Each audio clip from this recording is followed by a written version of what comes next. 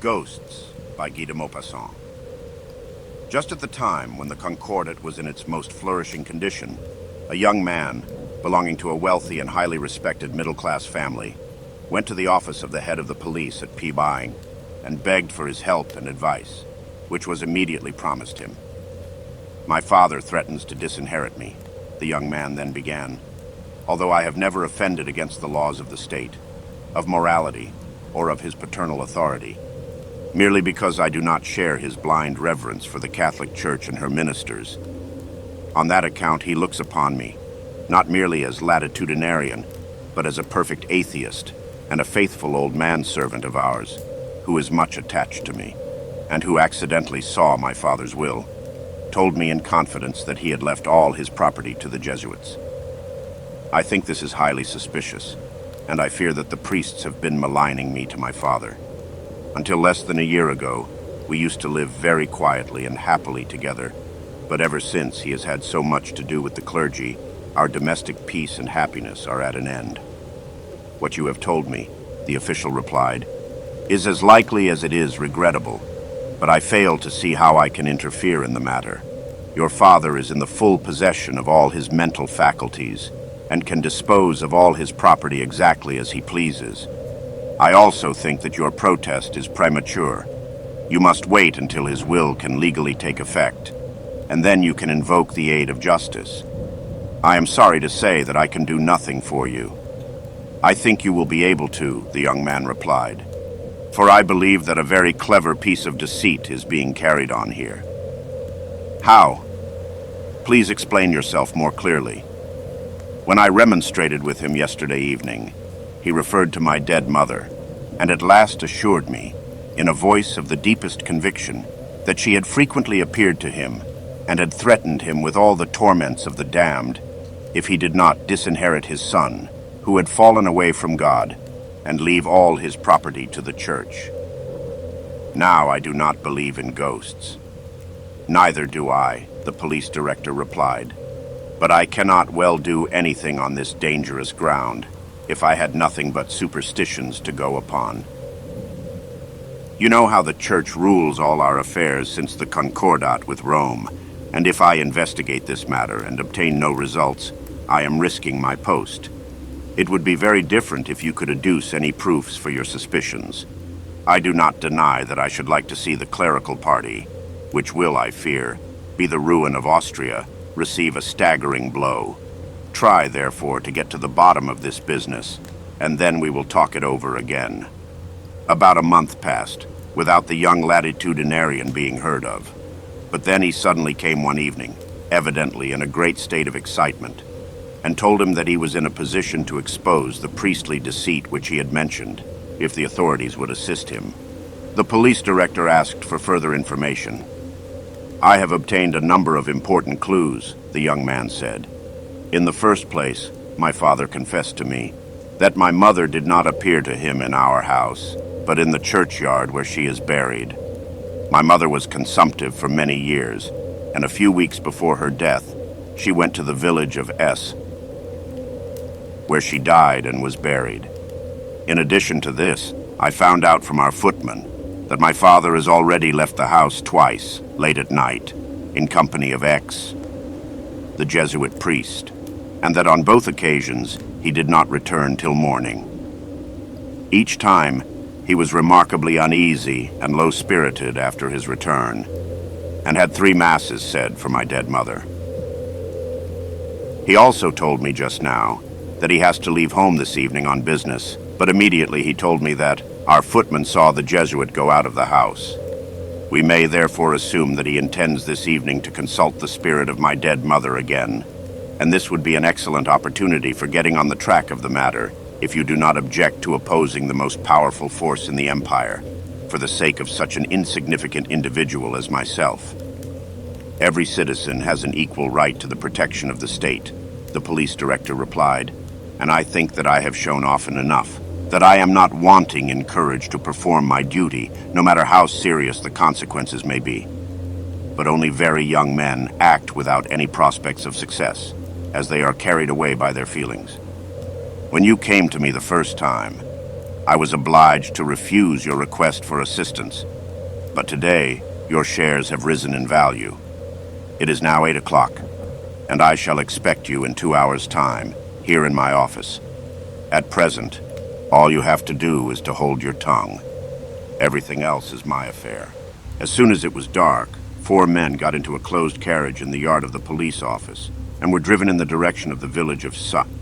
Their carriage, however, did not enter the village, but stopped at the edge of a small wood in the immediate neighborhood. Here they all 4 alighted. They were the police director, accompanied by the young latitudinarian, a police sergeant, and an ordinary policeman, who was, however, dressed in plain clothes. The first thing for us to do is to examine the locality carefully, the police director said. It is 11 o'clock, and the exercises of ghosts will not arrive before midnight. So we have time to look round us and to take our measure. The 4 men went to the churchyard, which lay at the end of the village, near the little wood. Everything was as still as death, and not a soul was to be seen. The sexton was evidently sitting in the public house, for they found the door of his cottage locked, as well as the door of the little chapel that stood in the middle of the churchyard.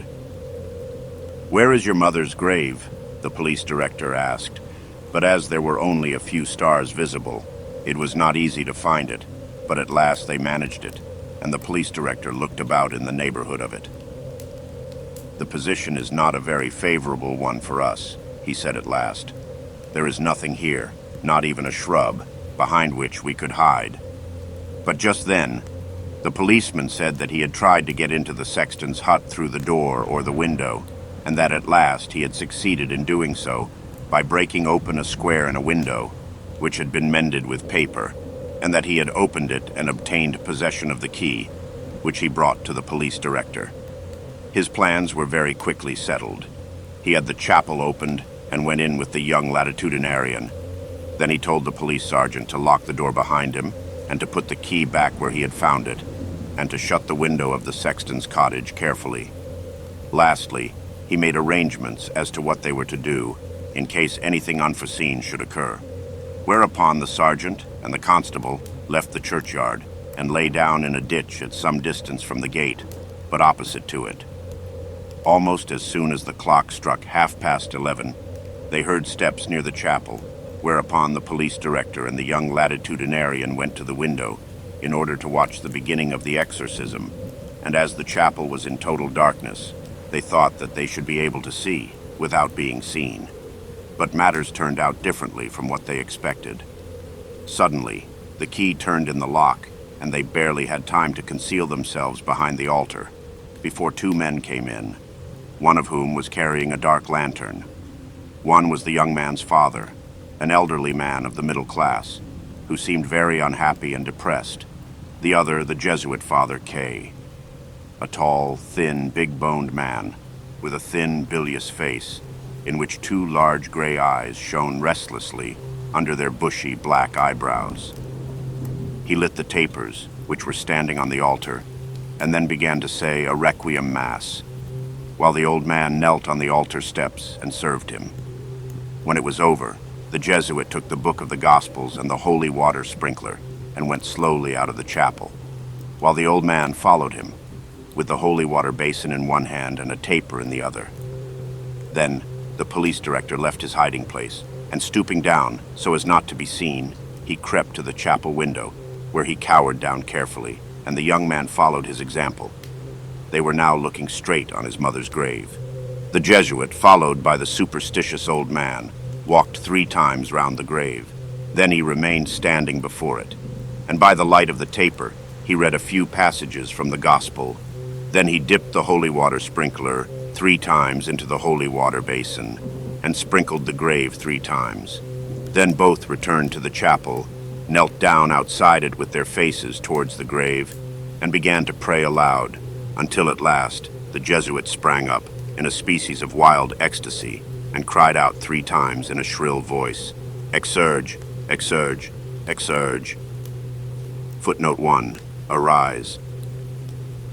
Scarcely had the last word of the exorcism died away when thick blue smoke rose out of the grave, which rapidly grew into a cloud, and began to assume the outlines of a human body, until at last a tall white figure stood behind the grave and beckoned with its hand. "Who art thou?" the Jesuit asked solemnly, while the old man began to cry. "When I was alive, I was called Anna Maria B." The ghost replied in a hollow voice. "Will you answer all my questions?" the priest continued. "As far as I can. Have you not yet been delivered from purgatory by our prayers and all the masses for your soul, which we have said for you? Not yet, but soon. Soon I shall be." "When?" "As soon as that blasphemer, my son, has been punished." "Has that not already happened? Has not your husband disinherited his lost son and made the church his heir in his place? That is not enough. What must he do besides? He must deposit his will with the judicial authorities as his last will and testament, and drive the reprobate out of his house. Consider well what you are saying. Must this really be? It must, or otherwise I shall have to languish in purgatory much longer," the sepulchral voice replied with a deep sigh. But the next moment it yelled out in terror, "Oh, good Lord!" and the ghost began to run away as fast as it could. A shrill whistle was heard, and then another, and the police director laid his hand on the shoulder of the exorciser, accompanied with the remark, "You are in custody." Meanwhile, the police sergeant and the policeman who had come into the churchyard had caught the ghost and dragged it forward. It was the sexton, who had put on a flowing white dress and who wore a wax mask, which bore striking resemblance to his mother, as the son declared. When the case was heard, it was proved that the mask had been very skillfully made from a portrait of the deceased woman. The government gave orders that the matter should be investigated as secretly as possible, and left the punishment of Father K to the spiritual authorities, which was a matter of course, at a time when priests were outside the jurisdiction of the civil authorities. And it is needless to say that he was very comfortable during his imprisonment, in a monastery in a part of the country which abounded with game and trout. The only valuable result of the amusing ghost story was that it brought about a reconciliation between father and son, and the former, as a matter of fact, felt such deep respect for priests and their ghosts in consequence of the apparition, that a short time after his wife had left purgatory for the last time in order to talk with him, he turned Protestant.